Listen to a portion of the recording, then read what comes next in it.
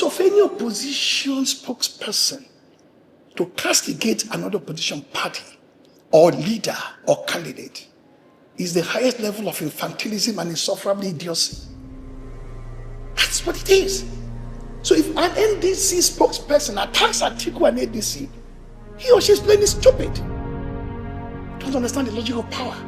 If an ADC spokesperson speaks as passion on NDC or NDC candidate, such an individual is either a mole or a Christian or someone who don't understand the logic of power.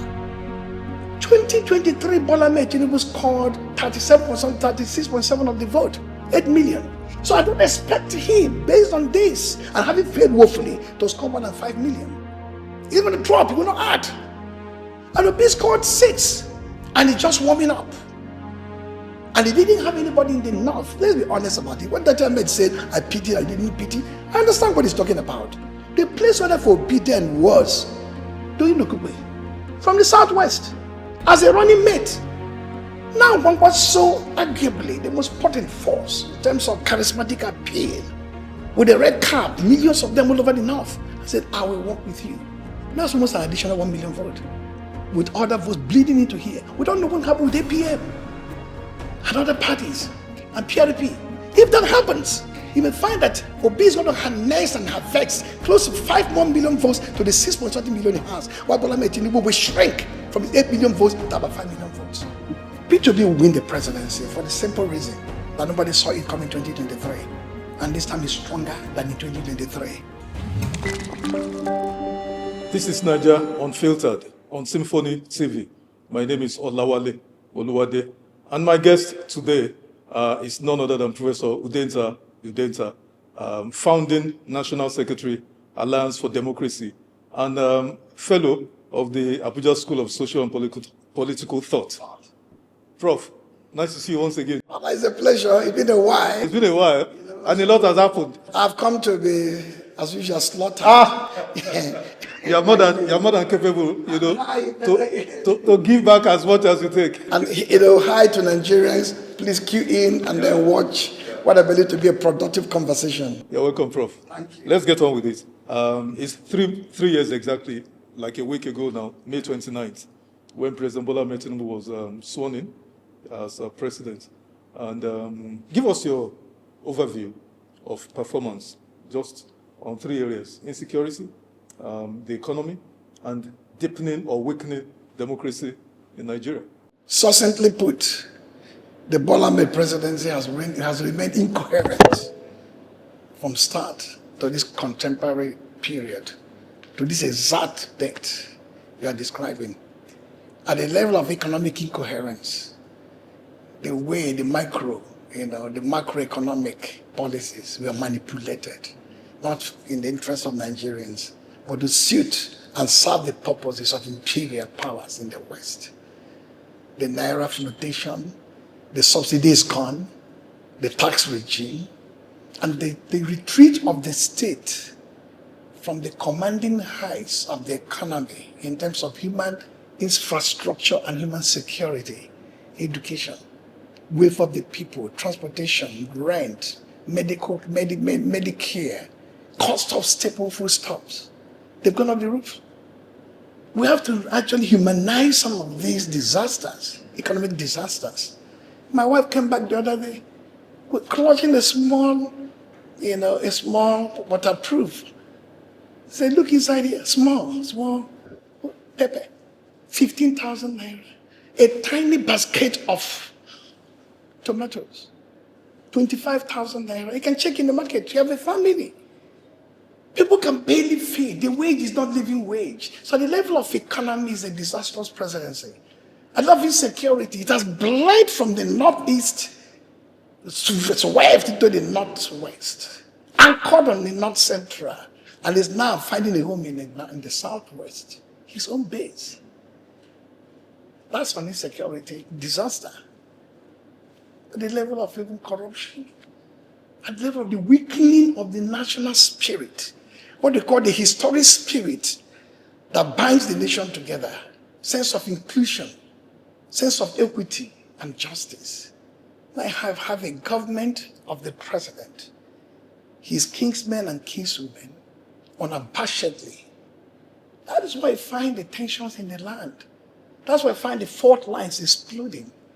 On the day of reckoning, the next election next year, the question on everybody's lips will be, how has this government fared? 1 and 2. Is their life better that day or 4 years back? As I did tell you and a few other people I speak with, the Buhari presidency was construed, or is construed as a monumental failure, a year of disaster. Now Nigerians are hungering for that presidency. They wish Buhari is in power because Bola Tinubu's presidency has intensified, taken to a higher level of infamy, the failures of that regime. That is my own succinct account of what is going to happen. So this election is going to be what you promised Nigerians. He will run on his record. And that record is insufferably shabby, to say the least. That was a stunning, anyway, I didn't expect any less opening remarks. But Prof, many are accusing the president of utter disconnectedness from the everyday grind, the realities of Nigerians. Is it in the area of insecurity, in the area of the economy, just like you aptly or succinctly captured, that the president is living in a bubble, is totally disconnected? I mean, take the case of the insecurity, these captured students in Commotion, Orire local government. The president spent 3 weeks in Lagos. He did not as much as visit Commotion, that by a chopper, helicopter will take him probably 15, 20 minutes. Stop there, say hi to them, commiserate with them, feel their pulse, encourage them. Just as a father figure, when he jetted back to Abuja, how do you respond to this? We call it empathy. When they're contemptuous of the people and their condition, you don't need to be bothered. It's not just the issue of the bomber Shah kidnapped students. The drama in Jos, very pathetic. I wouldn't even say tragic drama in Jos. When he flew to Jos and hunkered down at the airport and refused to go and visit the people impacted by this savage assault and devastation of their communities. They had to find a way to come to him, to see him at the airport in a ceremony that was not even organic, an arranged mechanical ceremony, wave of hand, a few remarks, and off. That's lack of empathy. There was a time Bayo Onanuga, one of the noisy aides of the president, talked about B2B being a nomad, being nomadic. I said, Mr. President is a nomadic president. And the presidency is described by nomadism and nomadology.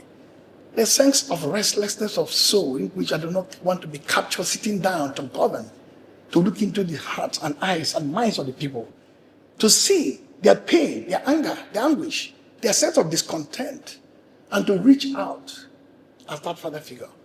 He's lost because one, if a moment is a miracle moment, a moment in which it is my time, it is my turn, it is my time to do it, it is you and nobody else. But if it's an inclusive kind of struggle, we don't know where the dice will fall, and we all struggle for it collectively. And I secure the presidency. It's for everybody. But it's your own turn. And as I said, you owe nothing to nobody. You struggled on your own, you power through from disaster and you get the presidency. So you do with it as it pleases you. We wouldn't want that kind of presidency to continue. That is why on the day of reckoning, sometime next year, January next year, 2027, and just to speak with one voice, I'm asking around. This is not scientific polling. This is anecdotal evidence. Old people, young people. I know young people who for the first time are telling me they will vote. I know those who say we could transfer our PVC from our village recently needs to trek, even on donkey back, to get it to Abuja, where I do now, I will vote here. And they said, he said, I'm not going to vote for the president. And all with a claim, almost everybody, I'm going to go for NDC.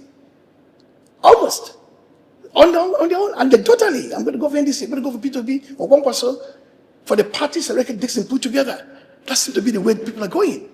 So this one about the president and his team, in spite of all the largeness of their stomach, I talked about flatulence, about obesity. I said they were swallowed so much, remember? And they will start disgorging. They are now disgorging. There's confusion in their ranks. But it's managing to keep the confusion from public, view. What is out there seeping out, bleeding out to the public. So people believe that this government has run its muffled course 3 years down the line, and there's nothing more this government can offer. This government has received so much revenue and borrowed so much and did so little. That is inescapable. When people talk about 2024 budget not implemented, the capital level of it, 2025 not implemented, 2020 is not even commenced. You're asking yourself, where are the trillions that the World Bank is asking, IMF is asking, economists are asking, policy wonks are asking, where is the money? People are bleeding with taxation. The revenue is out there. The naira has been floated. Something has been removed. You have trillions pouring in and very little to show for it. No society can survive 4 more years of that. That's why this change must happen. But Prof, the counter narratives, especially from the camp of the president, his spokesperson, some of them sat here, is that, the macroeconomic indices are on the upswing. And to be fair, even our multilateral global partners are, lending their weight to some of these positive indicators. GDP, is improving slightly. Inflation has come down from the, 34% earlier on, is now about 15 or so percent. A little, naira is a little bit stable and all of that.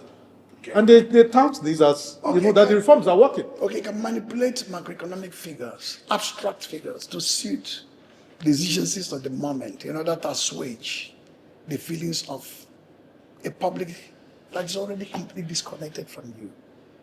Labor platforms or labor centers, the NLC and the TUC, spoke recently. Do you recall what they said? They are about to embark on a strike on the cost of living, on the uselessness of the minimum wage, and on its security. This is what matters. It is not banding some figures which a doctor from the, maybe the Bureau of Statistics or some other agency of government, maybe Ministry of National Planning, to make you feel good. No matter the macroeconomic indicators you point to, no matter the applause or the praise from multilateral institutions, in fact, the more they praise you, the less the people should actually be happy. Because the moment the World Bank and IMF praise a government, that government is a disaster. Because we know what those people represent. Washington consensus, no liberalism at the highest order of affirmation. People are concerned about the cost of staple food item in the market. They're concerned about drugs. Those with comorbidities or underlying conditions cannot even access the drugs. They're taking a bow, they're taking matters of concussion. They can't buy drugs in the market. I've told you about my wife. Ask your own wife.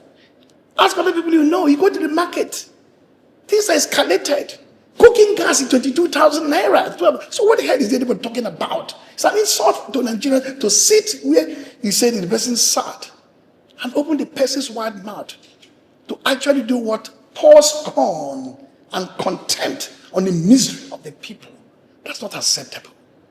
A government is not going to run on deceit and more propaganda. A government must run on practical, concrete achievements. That when Buhari was in office, as disastrous as the government was, Nigeria was a poverty capital of the world. Today, no, it is no longer. He has added 10 million more poverty people to the one Buhari left. The fuel was 160-something naira a liter. Now it's 1,300, 1,400. The diesel was 1,200 or less. Now it's almost 2,000. The cooking gas was 13,000, 14,000, 22,000. This is what counts. But if I go to buy drugs for high blood pressure, or hypertensive condition, or high sugar, and so on, it's like 400% increase. So many have abandoned the regular pharmaceutical, support 6-step for whatever is not even verified.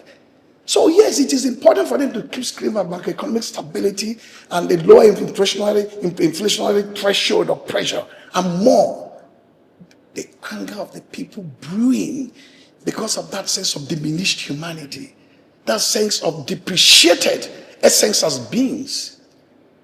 They know their kids are coming back from school, withdrawn from school. They can't pay school fees. They know that the rent is unaffordable. For a bedroom flat in Abuja, it's not upscale area, it's 2-3 million. Something that you used to pay 800,000 to 900,000. Where do we find the money? And the incredible thing is that this government have received the stupendous, extravagantly stupendous revenue more than any other government in the history of Nigeria, and nothing to show for it. That is how the tenor of this campaign is going to be. And luckily enough for Nigerians, we have 3, 4, 5, 6 months to levy the aggressive political war on this government. To say, we must hold you to account for the way and manner you abuse the trust of the people. However, you end that trust in 2023, even though the government, as I said, was a failed government in terms of failure, 36% of the popular vote. And the government has unleashed the most horrendous and deep-rooted horrendous, destabilization of the nation's economic frame and structural layout, and with nothing to show for it. I'm not going to spare this government. I'm not going to give the government, because for the first 1 year, in various studios and platforms, I was actually like an educator. I was restrained. I didn't have the gloves off. I was giving advice that rather than focus on policies and governance, you focus on politics alone. And the politics is not the politics of the elite. You didn't want to be the elite consensus. You didn't reanimate the office of the special advisor on inter-party relation. You didn't recreate the office of advisor on civil society relations. You didn't even bring the parties at any point in time to the theater to say, we're all together in this. You are loyal opposition people. I don't even, there was a meeting of the interfaith people in a broad sense of Christians, Muslims, or geopolitical leaders, or traditional rulers coming together in the villa on a constant basis. That says the correct signal that this government cares, and the government for everybody. But when there's a narrow, hegemonic order institutionalized in the villa, in the commanding height of the economy, in the security and defense apparatuses of the state, then this government is not for everybody. It's a barakba government for a few individuals. It won't be fair if I don't allow you to comment briefly on, you alluded to it, the debt, well, I don't want to say crisis because they will say we're not, but we're in a crisis because we're not earning enough to pay off this debt. But the Bola Ahmed Tinubu government wants to take $5 billion from the Kuwaiti government through a swap loan agreement. But then the IMF or World Bank has raised alarm that that entire deal is fraught with opacity, that there are better options. But my worry here is that, I mean, we're spending so much money on debt service.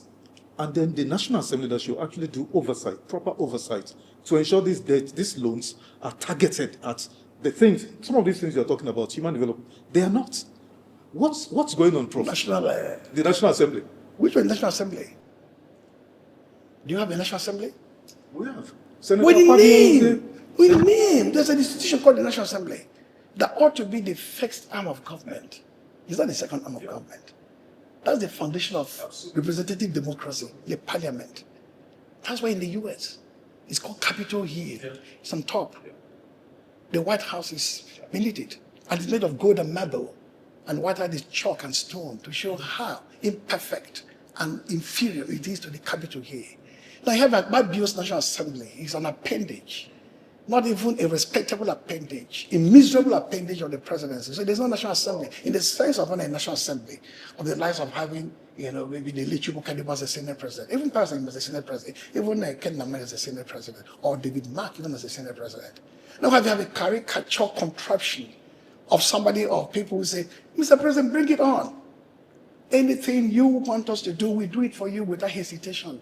Just tell us how high we should jump, and we jump. So the National Assembly is not there for balance and check. It's not there, to actually restrain the extravagant appetite of the executive branch that become very monstrous in its rapacity. The federal government of America has become what we call a hybrid regime, authoritarian regime, that is creeping or tiptoeing into totalitarianism with state capture. The first in the capture was the National Assembly, that of course showed its gross incompetence and unavailability to serve as a people's parliament. That is why manners of loans scaled in a day. No serious verification, no serious vetting, no robust public engagement or public hearing. Come on, bring it on, Mr. President. We're there for you. You really want to dissolve the National Assembly, give us the paper, we dissolve ourselves, and go for you. That's the National Assembly you want me to comment about. Sad. Okay, so let's shift gears. The NDC. Okay. And you seem to actually have some soft spot for them. I do. I can't deny that. They are embroiled now in widespread internal turbulence following its nationwide primaries and all of that, So many furore, has erupted here and there. And, of course, they had a convention where they affirmed Peter Obi as their presidential candidate, and Kwankwaso as running mate.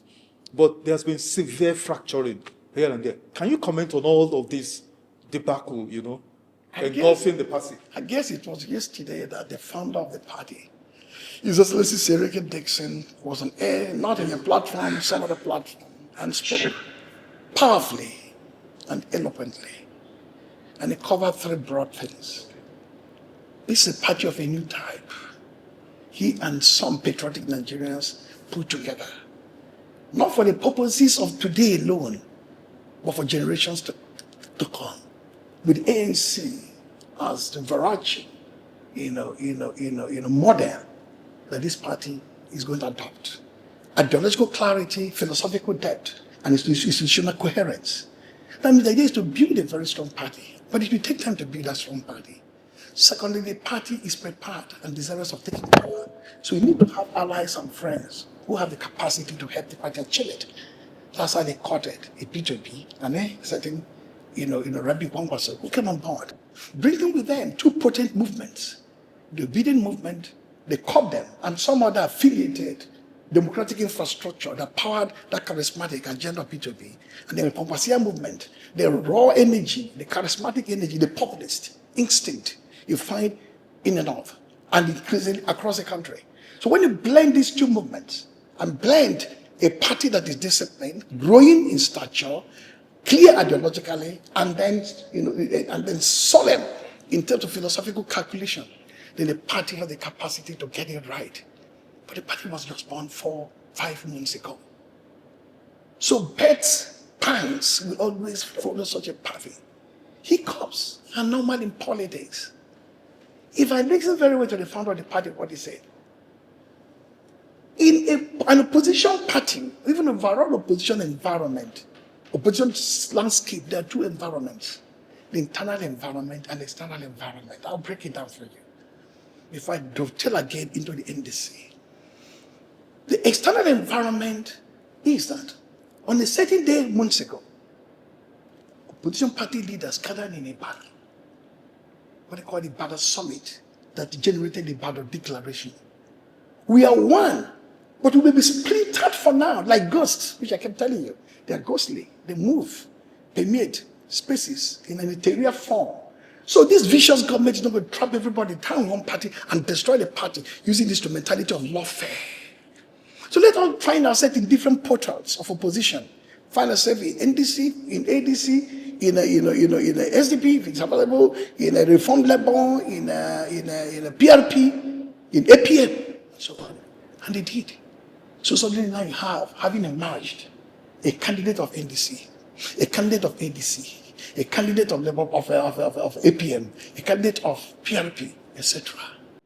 The expectation is that those who speak for these platforms understand the logic of that summit. That somewhere down the line, July, August, September, there'll be merging of forces. There may be some material categories, some practical, putting indices to show this particular individual leading this party seems to be the one ahead of everyone else. While the party remain independent at the subnational level, producing governors and senators for the presidential, we will work in one direction for this. Add to the mix too, the Turaki faction of PDP that is still hoping for a legal resurrection somewhere down the line, dragging the former president to the mix. So adding to that mix. So for any opposition spokesperson to castigate another opposition party or leader or candidate is the highest level of infantilism and insufferable idiocy. That's what it is. So if an NDC spokesperson attacks Atiku and NDC, he or she is plainly stupid. Don't understand the logic of power. If an ADC spokesperson speaks as aspersion on NDC or NDC candidate, such an individual is either a mole or a prisoner or somebody who don't understand the logic of power. It happened in 2010 when the four consensus arrangement under PDP were fighting Jonathan for the ticket. And the party leader then, chairman, opposition would say, gentlemen, take it easy. If you self-cannibalize, what they call self-cannibalization, if you destroy and eat of one another, you equip the other side with a weapon. So the more you attack P2B, you attack NDC, you are self-cannibalizing. You're equipping APC with a weapon. Somewhere down the line. You don't even know whether it's going to be the NDC candidate, for example, who will become the champion of the day, or that NDC candidate you're attacking. So this external environment must be managed. And as I told you, I don't mention names. But I'm saying, if you, as a spokesperson, direct or indirect, official or informal, whoever from NDC casts as passion on NDC and its leadership, you do not understand the dynamics of power and what it entails to get that power. You are nothing but self-cannibalizing. That self-cannibalization, if it becomes obsessive, then people can begin to say, these individuals, are they psychologically, emotionally prepared for the task ahead? What the opposition leaders and parties should be doing is to build some sort of loose framework of strategic communication. We're going to take Tinubu on and his party on security. We take on corruption. We take on misgovernance. We take on being a nomadic president. All this thing together, we help the parties grow. Now, internally, the internal environment, like I said, a party born 3-4 months ago started building its ranks, tutoring and mentoring its core leadership, protein leadership, who didn't see the invasion, positive invasion, coming with a potent force, like I said, to be obedient, the Kwankwaso movement, to dwell within their ranks. Of course, tension is bound to occur. And when you wanted to do consensus, or the party wanted to do consensus, a lot of people felt that consensus may not mature enough. Take it to the field. So we took it to the field with some level of some gaps in terms of adequate technical ability, logistic, support system, and so on. But the party delivered. Of course, it will not deliver to the degree which there will not be chaos and confusion here and there. Politics of power is not sexy. Movement don't deliver power. As powerful as the Obidient movement caught them, they don't deliver power because their mindset is linear. Their mindset is focused more on those grand, puristic issues of empowered civic space conversation. Politics is a lot more complicated, it's a lot more immoral, a lot more diffused. What I was taught by those who taught me politics, the best in the country, east, west, north, principles are hard set. Strategic vision is hard cast, but strategy and tactics are flexible and fluid. It is that sense of fluidity you find in NDC now, that you can manage this very difficult situation of the primaries and then begin the healing process post to those who are already nominated. Not everybody will be happy. But a party member who has left the domain of that party with these internal processes of conflict mitigation and healing processes, almost like in a restorative justice format, we come to the Obidient to assail the party. Is a traitor, is a quisling of the highest order. So what NDC has done is to do the best as it could within the environment it found itself and the time. We spoke here, me, you and others. INEC didn't think that any party was going to come out of the block by 30th May. They thought only APC. That's why INEC waited until APC finished the primaries before it did what? Appealed the judgment, extending the timeline. That's why when the people were making noise that Bola Tinubu couldn't have scored 500,000 votes. But the thing was 10 million, they waited until that was done before they uploaded the so-called list of members of the party. And what Peter thinks he's smart and safe now because the noise about his going has fallen. No, it's not good, it's not true. And what Peter has already gone. He cannot conduct any election that anybody will accept. So back to NDC. NDC is doing okay. And if you take the language of the leader, the founder of the party said, we must blend these variables. We must marshal the institutional forces of the party and grow it. You must adopt the energy of the Obidient movement of Kwankwaso. You must get them in a coherent, integral order. So that on the one hand, the party leadership and its structure, we move and lead the party. On the other hand, the raw energy and the charismatic force of these populist formations, we drive the agenda for victory. You referenced the interview the founder of the NDC granted. I also, watched that live, and some of my takeaways, one of the things he said was that, yes, primaries have been conducted all over the country, but at the least, because part of the argument of aspirants was that they've conducted primaries, they know this cause, the winners know themselves, but then the national headquarters has warehoused, as it were, captured the results, and not announcing winners or losers. That's not exactly. So, Serake Dixon says, winners or losers will know themselves when they finally send the list to the to INEC. Oh, sure. Is that the processor in That's other parties? correct. I don't know about other party, but that's the correct process in NDC. The first was a screening of every single aspirant.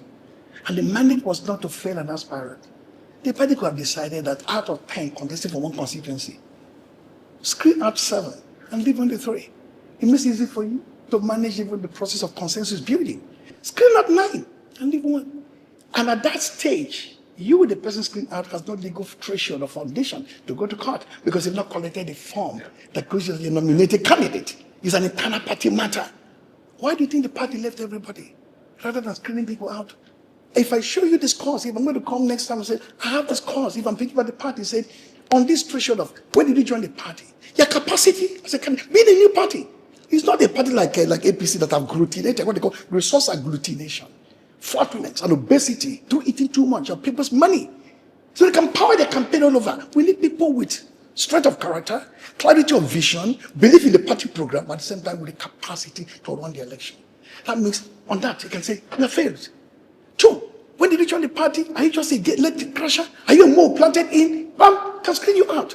Thirdly, have you made contribution to the party voluntarily?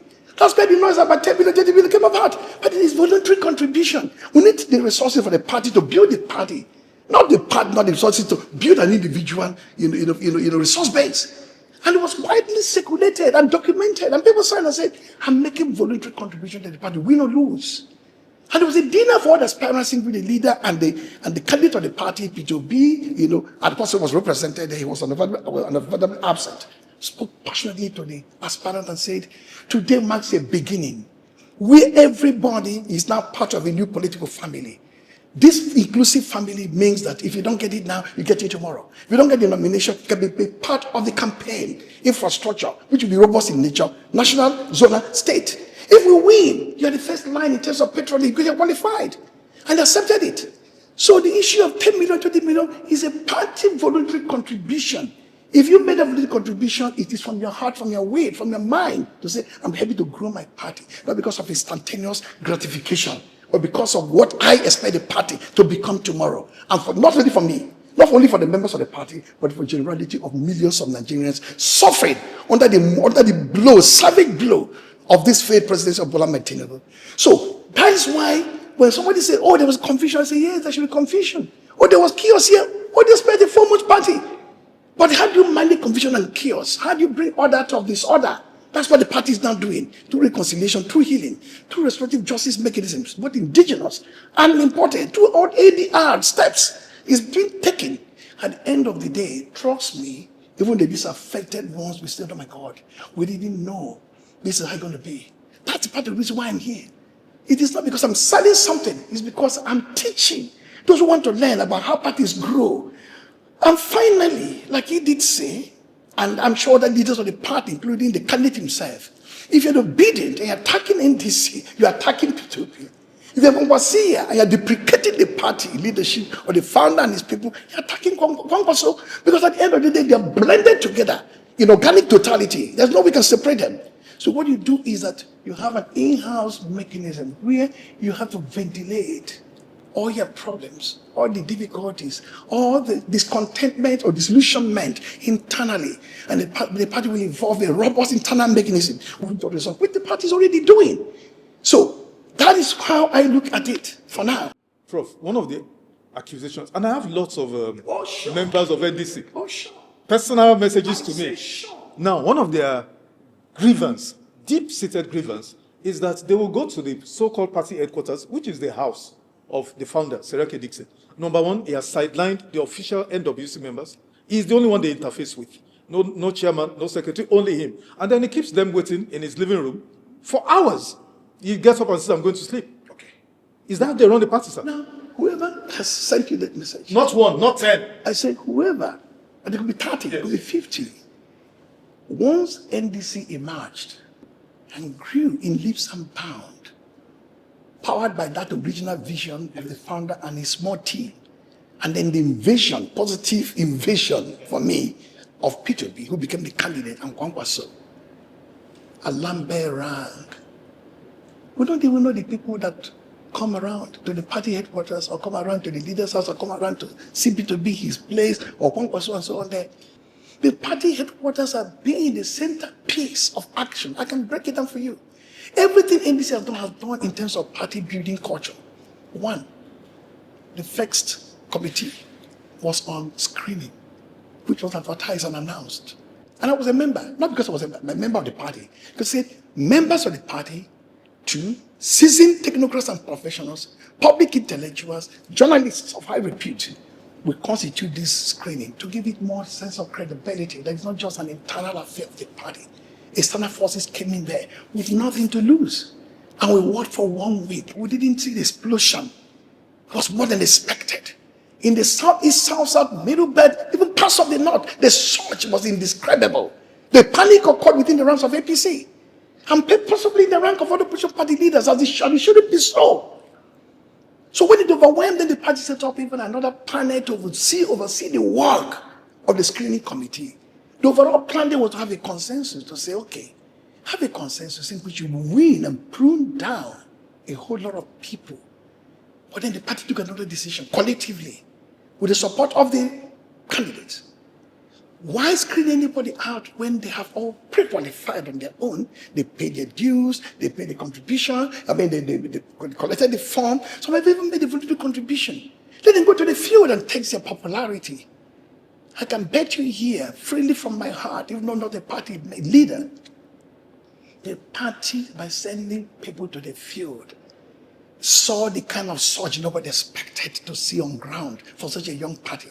Thousands, if not literally hundreds of thousands across the country, pouring out, lining up, brandishing the membership card. So sometimes you find primaries done in the ordered form, in the coherent form, sometimes in the disordered form, but the correct primary done. So when you have candidates or aspirants there, somehow doing their sort of primaries, not recognized by the party, not watched by INEC or monitored by INEC and security agencies there, and telling you, we won. We don't know what else the party is doing, but the party has properly organized formal primaries. So when you come back to Abuja, the party will not take all these reports. You did a primary here, he said you won. You did the only, he said you won. Here's the one that the party put people on the ground, that INEC monitored. And given the kind of INEC we have today, you have to be careful what you're sending back to the INEC. You will represent where INEC has signed something, security agents have signed something, the party leadership has signed something, assigned by the party at the national, not at the state level. It's only the national that can nominate people. When you see all that, then you know this primary is the correct legal primary. This other one is a populist primary, charismatically driven, with thousands of people there, but that doesn't represent the correct line. But you don't have to displace everybody. Said we have a way to look at all the issues, because it's still an internal affairs of the party. The record of the party must reflect the record of INEC and other agencies that signed it. If there are discrepancies there, the party must find a way to justify that. That is why people do not know. We made this kind of comment. Then the national secretariat of the party in Wuse too, very popular of Libreville, go there. Thousands are there every minute of the day. In the place where the candidate of the party is, the running mate is, the party leaders are. Like in the southeast, for example, where the party, of course, is like a spiritual center with the south of the party. There was a leadership corps set up there. With people like we say, of Enugu State, Achikudenwa for Imo State, Sam Egu for Ebonyi State, etc., etc. Oyemugochukwu for Abia. Of course, those for Anambra, he find Peter B himself, he find Tony Mwonyi as a senator, for Victor Man, the rest of them did remarkably well. Husbanded this process at the ground level, we housed it to make the job for the party easy. And they did a thankless job for months. For months, even some of them for years before even the birth of NDC. All put together, you find that the resolute will of the zonal leaders who looked into all the people emerging from their zones, the capacity of the two grand masters of the game, that is the Kwankwaso and P2B, and then the incredible spirit and aura infused into the party by Dixon and his team, came together to produce this moment of primaries that people are contesting anyhow. Excuse me. APC, with all the billions and trillions at their disposal, been in power now for 10, 11, or 20 years, still could not do primaries. That people are satisfied. People are grumbling loudly.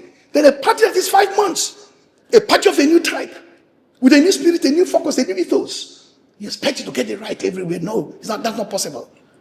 Prof, another issue is extortionist or bribery allegations. set up. In fact, the accounts are set up. They will tell you, pay for Peter Obi's presidential and all of that, make contributions on the pretext that, okay, you'll get a ticket. And then eventually you've paid, but then there's no ticket. How do you respond to this? You know what I love about politics? This kind of story. I'll give you two personal examples. Aton Zerebe, of blessed memory, let me be mischievous, told me way back in 98, I was a young guy, moving with the big Igbo elite, Aton Wankwo, Chubo Kadibo, Giorgio Biozo, what kind of man do me? That is the Clem Wankwo, Clem Agbambo, Ozoma, that is Philip Umadi, Ustabuna, Ibo Anupu. These are my people. I was in my early mid-20s. Voting with these cohorts. He used to say, Udenta as a human growing, there's no bad news in politics. Make sure your name is there every day, even for the bad reasons. Because at the end of the day, they forget the context and the content of the message. It's only in them that sticks. It's Udenta. Even Wike. That's why I don't attack Wike. I attack the president. Who sent Wike? That's why they keep quiet when I talk. But if you keep attacking Wike, you're not making him weak. You make him powerful. No matter the words you drop against him. And I tested it. Leaders of the party in the Southwest did a conference against me. Every leader of the party, I bought all the papers, told me to go and read the papers. By afternoon, they couldn't understand what it was. We didn't think it was Uncle Balagi. No, it was like a venture. It was funny that attacked. He was in Guardian. He was in Vanguard. Please go see it. NDC is very popular now for the good and bad news. I wish the good and bad news could continue. The more you continue, the more the party is dominant. Wait, I'm going to start contradicting. It's dominant because at the end of the day, what you remember is NDC. You don't remember whether it was a bribe or whether it was a mischief, whether it was something. That's a level of mischief, at the level of the truth. I've answered the question here. I said, the party said, black and white, we are very young. If you can help us grow as aspirants, we have the dedicated account for the party, not for P2P. Not for Kwankwaso, not for Dixon, for the party to put in any amount of money that is suitable to you. And if House already this, for Senate this, for governorship this, it is not compulsory, it is on your own. It has nothing to do with your qualification to contest the election, whether you win or not. You're helping the party to grow. I've seen a party that individual do not manage his account, only the party account. Operated by the chairman of the party, secretary of the party, maybe treasurer, financial secretary, and others who should be. I don't know who signs for them, but that's the party. So all these stories of, I can't open for P2B, for this thing, is the figment of somebody's sick imagination. It's for me a certain level, a high level sense of hallucination that is powered by delirium and delusion. Okay, now, so that is not the truth. But as I said here, the duty of people, somebody like me, is to separate the wheat from the chaff. My duty here is to say, give Udenta a bad name, like somebody wanted to do. I said, please, can you give me to me every day? I've earned my epaulettes as a moral force, as somebody who Nigerians can trust when I speak. It's not because of anything, but because they know that I'm straight most of the time. I call it, I can get it, I can fail. But to accuse a party of something they didn't do is a worst kind of mischief. And either by moods, by quislings, or those who are infantile in behavior, not properly educated in the ways of the party. Trust me, every couple the party raises for the party. Every money people subscribe to, whether it is a expression of interest, whether it's nomination fee, whether it is a voluntary contribution, it's all done with the freeness of spirit and mind and the desire and ability to support the party in this moment of historical need. Peter Obi has been, the presidential candidate of NDC, has been variously accused of gross inability of reining in his followers, called the Obidient movement. Even Professor Odin Shoyinka was probably the first person to signal this. When you referenced earlier on that anybody attacking either Atiku or Peter Obi from any of these parties is doing great damage to the efforts to unseat, I agree. But Prof, what would you tell the Obedients? Why can't Peter Obi actually provide leadership of this Obidient movement? No, he is an authoritative leadership. I can tell you how PACs work. It's what they call political action committees in the US. It's like when we're doing TAN, Transformation Ambassador of Nigeria, with the late Ifeanyi, PDP found us difficult to manage, found us a problem. Worse than even a PC. Well, we're working for the same purpose. Had to re-elect President Jonathan in 2015 and say, oh my God, if this TAN have been laid to rest. Maybe we could have done even better. One of my greatest friends in politics today, I respect so much, he said, even today, he said, I don't want this your time anymore. I said, no, we meant well. We didn't mean to challenge the party's authority. We just felt that raw energy, that the party is lacking something here and there. Let us just bridge that gap in terms of marketing the president. The Obidient movement is an autonomous political force, an organic formation, like they cop them. Obi didn't create them. They actually rallied around, like Ziki's movement. If you remember the tension between Zik and the Ziki's movement, at the time he denounced them and said, these guys have gone beyond their brief, their mandate. So when it comes to the Obidient movement, there are people who say, this man, P2P, is a politician of a new type.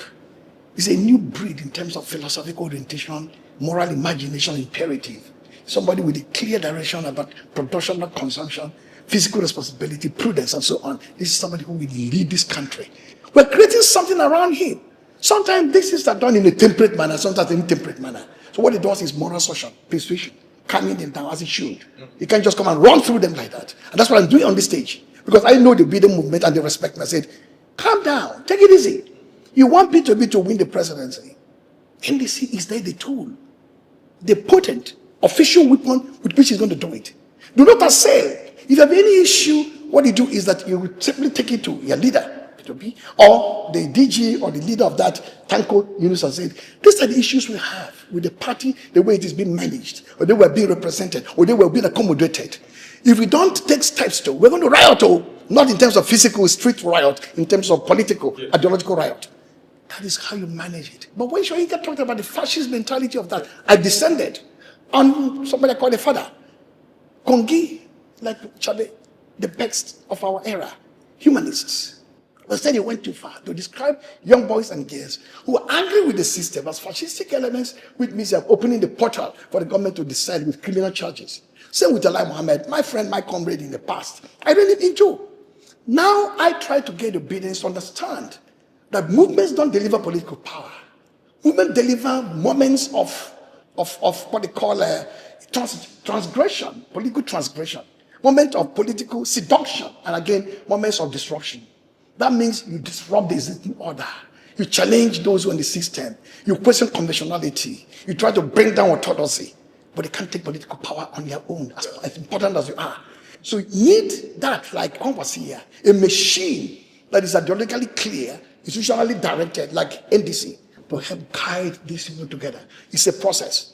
I can bet you in the next 1 month, when what I will not reveal here will happen, the Obidient, the Kwankwaso, the COPDEM and the party will be in tandem on virtually all fronts. And PW will be paid this night of a clarification, of explanation, when it's not of his doing, the behavior of some of these people. We'll wait and see. Now, another thing that emerged from that interview yesterday was Sereke Dixon was trying to address seeming tension, between himself and these two gentlemen, Kwankwaso and Obi, by saying, oh, they are not doing the party a favor, they are not doing him or the NDC a favor by joining, and that in any case, he was trying, projecting some level of superiority. Maybe I'm wrong, but by saying they are not superior to me, I could be presidential candidate myself, and all of those. Is there any brewing crisis?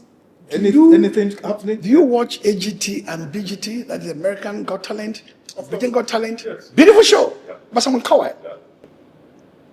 Sometimes the small boys and girls will come on stage and he'll say, how do you feel? He said, excited but nervous. He said, nervousness means you're alive. If you're not nervous, then you're dead in soul. If NDC is not full of tension, then the party is not alive. I wish there'd be more contestation, more tension, more friction between the different formations of the party, between the leadership of the party, between the Self Dixon and Kwankwaso and P2B. Quietly control tension. That means the party is alive and growing. Maybe there's something people are saying in it that some of those on that side are not saying in the party. So in essence, what it's communicating is that, look, a party is a mix of strategic variables. A party to deliver power will require force, the core engine of a party leadership, institutionally delivered in a system. The party requires the overarching, populist and charismatic, power exuded by Obi and Kwankwaso. When you merge these three together, that is a signpost to success. When you have your ground game, when you protect your mandate through people you train, and when you deliver your message powerfully, especially an easy message to deliver, given the insufferable collapse and failure of the Nigerian state that you're talking now, at least at the level of insecurity has collapsed effectively. It's easy. But then, in that sense, if the Obidient movement and the Kwankwaso movement somehow appear overbearing here and there, the party duty is to call them to order a little bit and say, look, we're here. We formed this thing for today and for tomorrow. And you came in on board to expand our rank and our reach and our base, to deepen our national followership, to make it a far more greater pan-national movement. We appreciate and appreciate that deeply. But at the same time, we're partners. And this is a partnership of equality. This is inclusion, that everybody is included and equal in this. And of course, at the personal level, a two-term governor, a two-term, House of Reps member, a two-term, senator is immediately qualified to go for the presidency. But he, of course, opened the portal and said, we have a P2P who is of the moment. He demonstrated that in 2023 when he broke through from what he called the potters or the alleyways or the Appian way of obscurity to become a dominant national force. That means say he won an election. We don't know whether he won, but that's what they said. The Kwankwaso that refused to go. Kwankwaso had become a fixture, not just of Kano politics, but of that Talakawa symbolization of the struggle, of emancipation from there, Aminu Kano, from Nebo PRP in the past to now. A long tradition. If you fuse these two together, if you're not careful as a party leader, they could overwhelm. So what you do is that you say, hello, we're all equal in this, we're partners. And through that partnership of growth, of understanding, of incremental, raising of the bar, this party already has become the most popular in the country. Even when the popularity sometimes comes with some drawback, or the party did this, the party did that. I call to mind the Zeribe, phenomenon and said, embrace good and bad news in politics. What is being deepened is the identity. In time to come, Nigerians have what we call sense of forgetfulness or collective amnesia. They will remember Olawale and Udenta. They will not remember what they wore brown for this interview. Yeah. Why should President Tinubu be worried, really? Because you have Adebayo, Adewale, SDP, PRP, Donald Duke, ADC, as you call it, capital of the NDC. Shawara is there calling all these guys. Why should Tinubu be worried? I've told you here, it should be nothing. There are two reasons why I should be worried. If I were here, I should not just want to be running scared. One, the battle declaration. Yes. I told you. May prune this thing down. But it's not playing out. There is time. The party documented for primaries. There are some difficulties. There are some challenges. They have to get this over to INEC in the next 1 or 2 days or so. And they have to upload this in the setting there to say, you now have candidates. Now you don't know whether they have candidates. On a certain day in June, INEC will simply do what? Open its portals and say, for ADC, NDC, APC, and PRP and so on, here's a slate of candidates. You can now have another 1 week of quarter with INEC. You need to upload this one. We didn't see this candidate's name. It can, in the midst of this internal struggle for party identity and survival and protecting your nominees, we're talking about reaching out to everybody. Sometime in July, August, even September, that is when they can be the dawn to some of these candidates. This one is surging. I'm not surging. This one is spreading. I'm not spreading. The mathematics is there. There's no pathway for me. I can protect my people if there are down ballot ticket people and say at the presidential level, let us reduce the rank. That's number one. So there's no problem there. Number two, fact check me. There are instances in history where a sitting president did better in the second term than the first term. I don't know of any. There may be many. You are a journalist. I can give you a few examples. Obama, 2008. Yes, we can. Powered by Azurod and David Azurod and David Prof. Obamaism became like a tonic, intoxicated a generation of Americans. The man was young, African American, delivering a rhetorical speech upon speeches. Said this is something new. He swept through John McCain in a landslide. 2012, he nearly lost to Mitt Romney. People were shocked that Romney lost because they see him as another politician. He's like the rest, lying, slicky, sneezy, and so on. Jonathan, 2011, shoeless, breath of fresh air, smashed through 22 million or more votes. What happened in 2015? This man is just like another president, inefficient, clueless, blah, blah, blah, and so on there. He lost. Buhari, look at the result 2015 and what he did 2019. Many thought I think we won 2019. We could protect his vote. So each time we find a depreciation, because people now know who you are. I can read you. 2023, Bola Tinubu scored 36.7% of the vote. 8 million. So I don't expect him, based on this, and having failed woefully, to score more than 5 million. He's going to drop, he will not add. And Obi scored 6, and he's just warming up. And he didn't have anybody in the north. Let's be honest about it. When that Ahmed said, I pity, I didn't pity, I understand what he's talking about. The place where for Obidient was doing Kuwait from the southwest as a running mate. Now, Kwankwaso, arguably the most potent force in terms of charismatic appeal, with a red cap, millions of them all over the north. I said, I will work with you.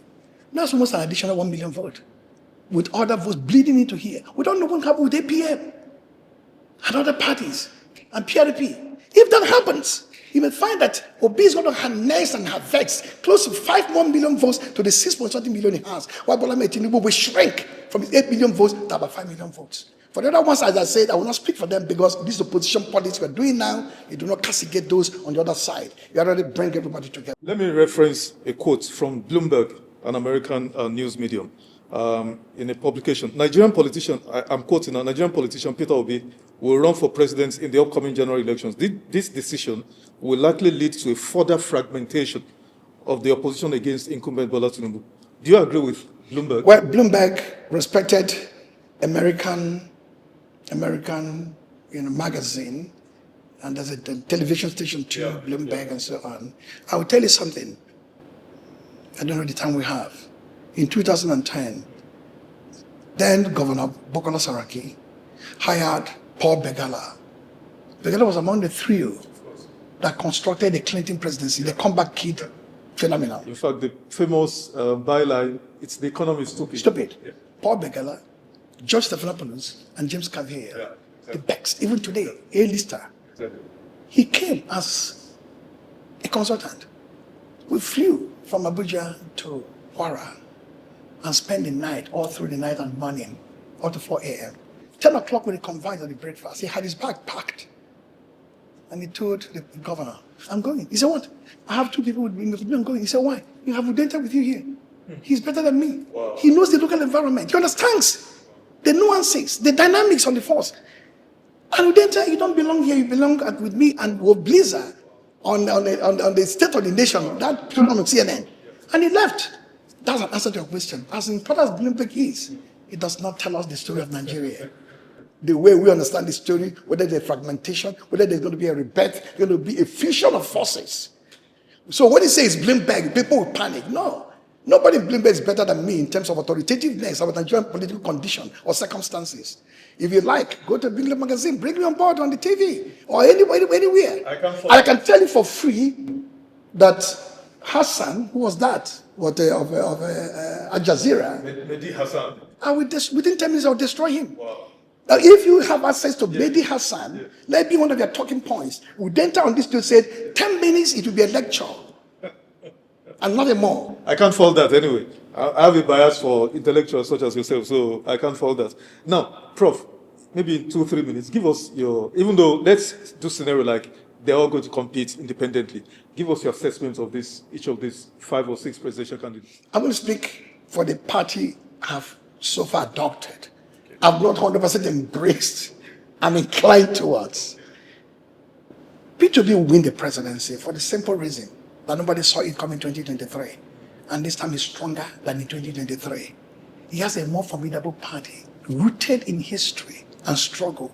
NDC is both a product of the Niger Delta struggle of ancient times, of Bribery, and Alliance for Democracy, where Dixon, His Excellency Dixon, honed his case as an ideologue. So if you have a party of that and you grow in the party leaps and bounds, and you have P2B now getting a lot more support from the elite. 2023, I wasn't with him. And I was any of the Igbo political elite. Now I can bet you, man, there's a few presidents in Igbo land. A time will come for me to name the presidents. And for you to know the presidents, you go to the Second World War and found the general that betrayed their people. We find them in all the states in the southeast. One of these presidents, the rest of the Igbo political elite. I've mentioned Primodo. I've mentioned Achikudem. I've mentioned Samego. I've mentioned, Nyamoguchu. I've mentioned many of them.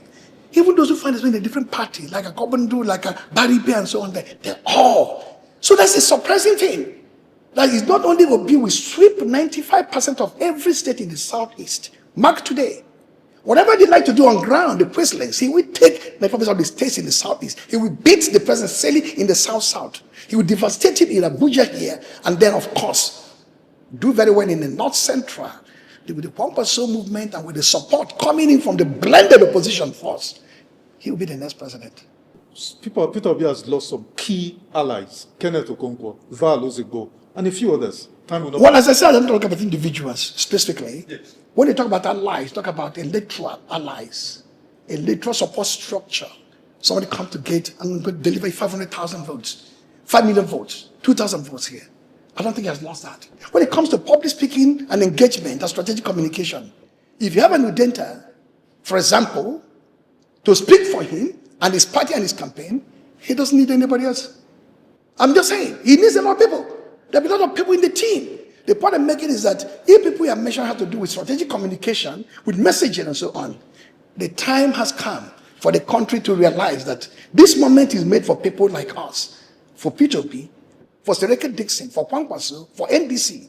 That moment can be snatched away by the insufferable discontentment of a few individuals. That moment will be defined by the propulsive spirit, the urges of the Nigerian people, hankering for this kind of change. That change, not of the type Buhari and Tinubu brought, but a change of a new order. A change of production, not consumption, of physical responsibility, of prudence in managing and building a party in a grand form with ideological clarity and philosophical depth. You're one of Nigeria's leading Igbo elites, intellectuals, sound intellectuals, Nigerians. Is it fair? Because some have accused Peter Obi of sacrificing collective Igbo aspiration for personal benefits by saying it would only do 4 years. Why should Igbo, the entire Igbo nationality be entitled to 4 years short at the presidency? That is not Peter Obi's decision. At the convention of the party reinforced a personal decision that become now part of the record of the party. It's no longer a position. It's no longer a question of will he do, will he not do? It's like a Hansard, where they have a Hansard or Hansard, whatever they call it, in parliament, a record. On a certain day in May, a motion was moved, and the motion was seconded and adopted. It's now the statement of the party, binding on the party. And we're happy for it, those of us who are Igbo, and who are proudly Nigerians too. The zoning formula that says that 2031 power has to go back to the North must be honored. And I repeated it here, zoning and distribution power has nothing to do with competence and ability and capacity. And I give an example of my village. Tens of professors, hundreds of doctors who can generate cabinets. So here we do it in 4 years. His 4 years is enough for you to deliver this country from the clutches of this disastrous moment we have. Here we do that. He's not changing anybody. A time we come again in future, maybe after another 8 years or so, when he can join it back and we can then make another claim to say, okay, you've had Obasanjo 8 years from the South. Osibanjo 8 years from the southwest, and Bola Tinubu 4 years from the southwest. Combine that together, that's our own 4 years. Can you give us this another 8 more years? They now turn for the south. As the south side have had their own 5-6 years with 2 or 3 years of VP-ship, we still have that claim. That future time, that claim can be made. But for now, for stability of the country, for understanding and sensibility and sensitivities of the people across board, to douse tension, and to be a noble man that he and the party that 4 years will be honored and respected. Prof, I need to pick your brains on this, and I need you to give me, I know you're a very, forthright person, but give me a very direct and, honest response. What can be done where Nigeria is today? What can actually be achieved in 4 years? First and foremost, Bola Tinubu, our president, lost the plot, not because of grand policies and grand plans. He lost the elite. He lost the country. Obasanjo won decisively in 1999, and he did a government of national unity and created in the party and brought everybody. When you have sense of inclusion, I can give you an example with conflict. There are 2 types of conflict: organic and inorganic, or constructed conflict, natural conflict. They need organic conflict or mechanical conflict, not caused by the elite, but they turned their back and said, it doesn't concern me. When everybody think we have a stake in this government, when it's not just a Yoruba government, a government of Barakwaism. When any job that is gone, either jump or whatever there, you find a sign person to replace the Minister of Finance resign, you find the president. They will say it doesn't concern me. So policies are not even important when it comes to salvaging the nation. When Obi wins and then begins to put together an inclusive government of national unity, blending the government from the north, the southeast, and the west, people see hope that we belong here. We have to sacrifice something. Our problems will begin to disappear even when you don't do much. Trust me on this. But you don't have to do much with aggressive program and policies. And of course, as I told you, if you look at his speech on 30th, it's very programmatic, deliberately so. He captured all the spheres, the domains of our national life, and what he will do there. What the party has to do and his campaign machinery is to leverage on that and begin to now develop it. Okay, final question, Prof. Look in your crystal ball. What do you see playing out 2027? Has it become difficult? The task of unseating President Tinubu democratically, has it become more difficult or easier? At the time in Nigeria, in the past few months, we never thought any party would be there to contend with him. But I told you, I wonder if you said no. They are ghosts. There's no way you can overwhelm them. Now they're crying there are too many. One we never knew. One we even crossed from the starting block. Now you have about 5 parties with candidates, and many of them with good names. So that is a fake defeat for the party, the APC. The fake defeat for INEC and Amupiton, who, as I said, was procured and curated to deliver this president willy-nilly anyhow. Look what they did with PDP the other day. Smuggling in names of people who are not members of the party in a way. So Amupiton has lost his plot and direction. He's not a man who anybody should listen to. If he conduct this election to be the war disaster, EU should be brought because they spend money on INEC. So Amupiton has failed, the president has failed, APC has failed by getting these candidates on board. The second level of failure will be that the implosion within the APC will occur, is already occurring. The flatulence will come with obesity. That obesity with gaseous emission. When it happens, the party becomes flattened. Not because it becomes get a better shape, because flattened with the anemia, lack of blood.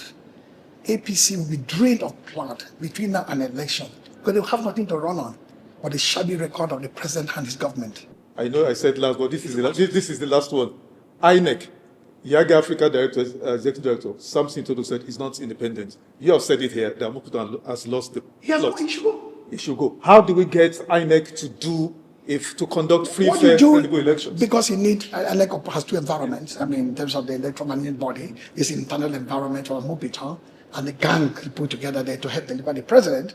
And then, of course, what they do to achieve that, day of election, mobilize the people, sensitive materials, not sensitive materials, count the vote, PVC, IREV, and that's internal.